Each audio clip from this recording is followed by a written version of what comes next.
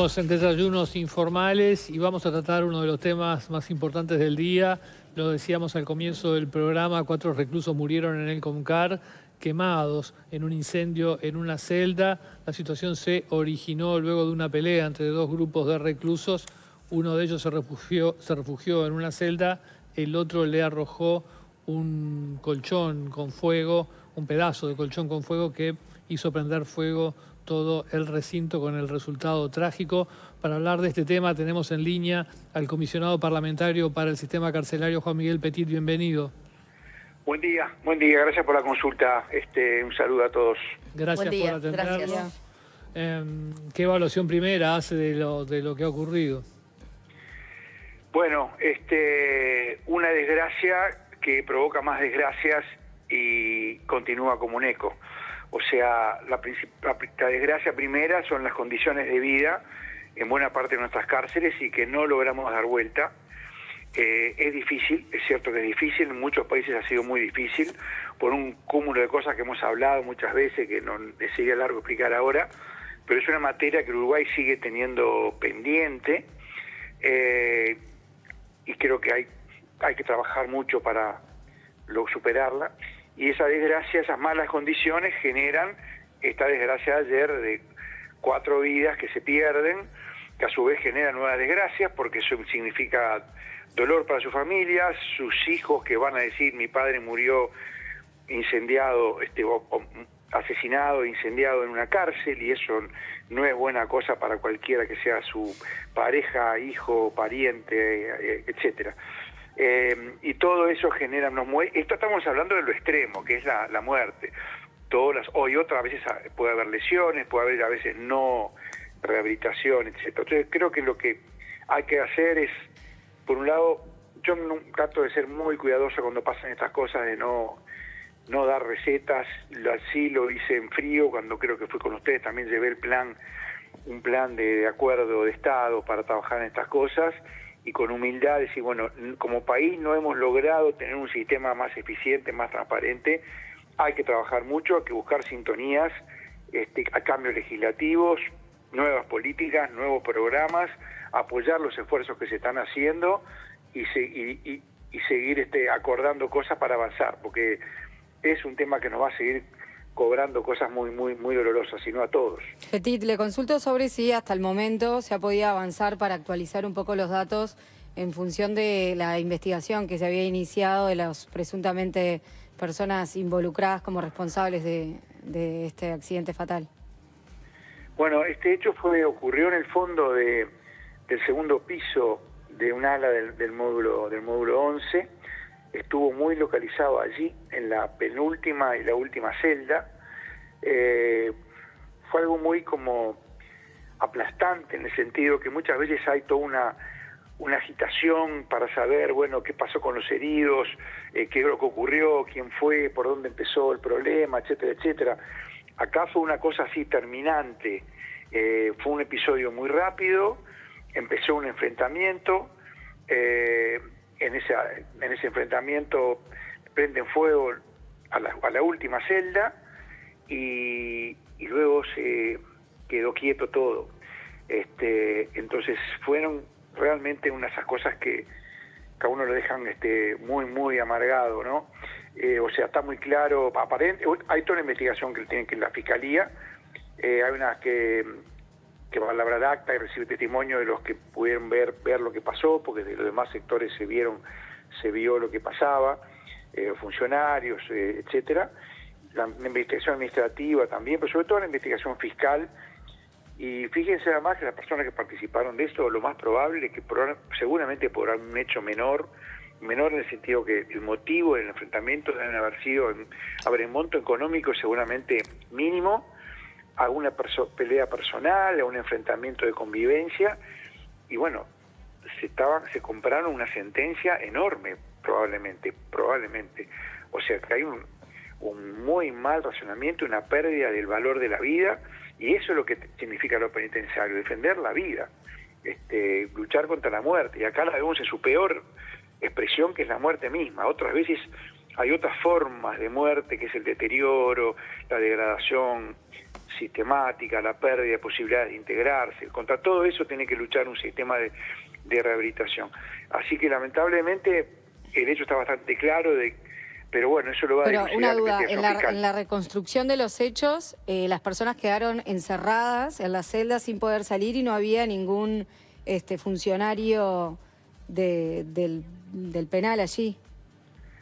A ver, en el lugar, para unos 800 presos, hay un puñado de funcionarios, 5 funcionarios. Ya empezamos con eso muy mal. Hay muy poco conocimiento de quién es quién y actividades por falta de funcionarios y recursos. Es terrible decirlo, que esto es algo crónico. Ojalá pudiéramos decir, bueno, esto se debe a tal factor o a tal mala voluntad. Y condiciones parecidas hay en otros lugares, en otros módulos. Aparte, uno dice módulos y parece que dijera, bueno, un sectorcito. Estamos hablando de módulos con 850 personas, cosa que en un sistema sano serían 3 o 4 cárceles de 250 personas. En Uruguay las cárceles que funcionan, por ejemplo, tienen ese monto, 150 o 200 personas, como puede ser Juan Soler, por citar un ejemplo, la cárcel de Florida, de Durazno, etcétera. Entonces estamos muy mal, como país estamos muy atrasados, seguimos muy atrasados en nuestra política de rehabilitación. Y ojo que yo me incluyo en la crítica, yo también siento, lo he dicho varias veces, también cuando pasa una desgracia, también siento que soy parte de la imposibilidad de haberla superado. Entonces, yendo a tu pregunta, el enfrentamiento se da ante esas 2 celdas, la guardia alertada intenta intervenir, se va hacia ese lugar, tira agentes químicos o gases. En ese momento ellos ponen un colchón y otros objetos para evitar que vayan hacia allí. Entonces los de una celda se atrincheran en esa celda y los otros aparentemente, esta es la explicación que yo tengo de los testimonios de ayer. De nuevo, habrá que esperar la investigación fiscal y el interrogatorio uno por uno de los participantes y de eventuales testigos para poder dilucidar. Esta es la versión que está más fuerte ayer. Veremos qué es lo que dice cada uno de los involucrados y los testigos. Y allí fue cuando se prendió fuego. El fuego es muy rápido, los colchones de polifoam se encienden de una manera muy rápida y el humo es mortífero. O sea, en general, en estos casos la muerte se produce primero por la intoxicación y en segundo lugar por el fuego. Que eso también lo va a determinar la pericia de bomberos exactamente cómo fue todo. Pero básicamente esta es la impresión de lo que hay ahora de estos acontecimientos, pero hay que esperar. Y de nuevo, creo que el punto es lo que provocó esto. No fue un asteroide que cayó, sino lamentable un problema crónico estructural que nos apunta que tenemos que seguir trabajando, no decaer los que sigan con este tema, no decaer en que necesitamos un sistema penitenciario diferente, con menos prisionización, con más programas y con más conexiones con los programas de la comunidad. También habla de una posibilidad de circular dentro de los módulos totalmente irregular, ¿no? En fin, con libertad para ir a otra celda a atacarla, por ejemplo. Bueno, ellos rompieron la celda, ¿no? Que no es tan fácil, pero no es imposible. Rompieron el candado de su celda de alguna manera, quizás con alguna ayuda exterior. Eso lo tiene que estudiar la Fiscalía, a ver quién estaba circulando en esa planchada. Planchadas son como los corredores de un conjunto de unas 16 celdas que dan a un patio central. Eso tendrá que investigarse, cómo rompieron ese candado, porque no es fácil romperlo desde adentro. Puede haber habido inspecciones de afuera o no, eso no lo puedo decir con certeza. Y bueno, romper el otro candado de afuera es muy fácil y allí se genera el enfrentamiento. El tema es que las 9 personas en una celda, 4 en otra, pero hay otras celdas también superpobladas, sin actividad, es un generador de desgracias de distinto tipo. Esto es la desgracia extrema, la que ya no tiene solución, la muerte. Hay otras desgracias, la no atención, los problemas de salud, la afectación, el deterioro, la reincidencia, los delitos que comete el que reincide.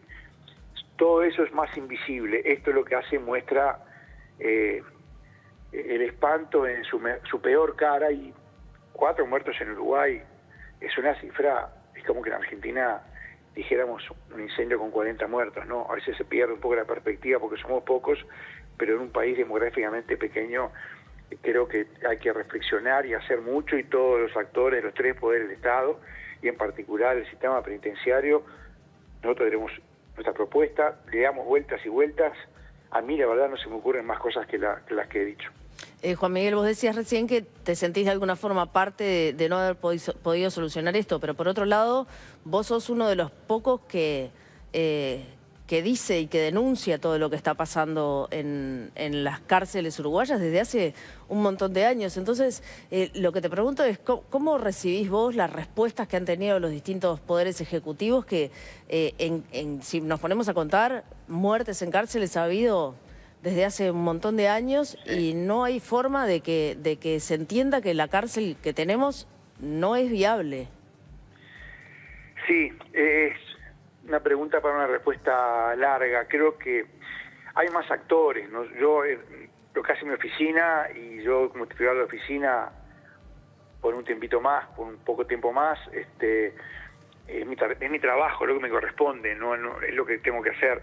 Hay otros actores que uno ve que se han ido sumando, la universidad, la Facultad de Medicina, Ciencias Sociales, los sindicatos de operadores penitenciarios, sindicato policial, inclusive un actor muy importante, la Institución Nacional de Derechos Humanos, que organizaciones no gubernamentales. Yo creo que la conciencia crece. Creo que todos tenemos que ponernos en una posición de humildad, decir, ¿por qué no lo logramos? ¿Qué nos está pasando? ¿Cuál es el acuerdo posible? ¿Cuáles son los puntos? Hay muchos puntos de diferencias en las perspectivas, en las visiones, sobre todo en lo que tiene que ver con las soluciones legislativas. Nosotros vamos a presentar, para ser bien concretos, nosotros tratamos en nuestra oficina de ser bien concretos. Y así como presentamos un plan con medidas específicas, el martes vamos a estar presentando un documento con una propuesta, una reforma legislativa para las medidas alternativas. Es una reforma muy concreta, que nosotros no tenemos iniciativa legislativa, pero la vamos a dejar planteado un informe sobre mujeres privadas de libertad con hijos a cargo. Y estamos preparando algunas otras propuestas parecidas.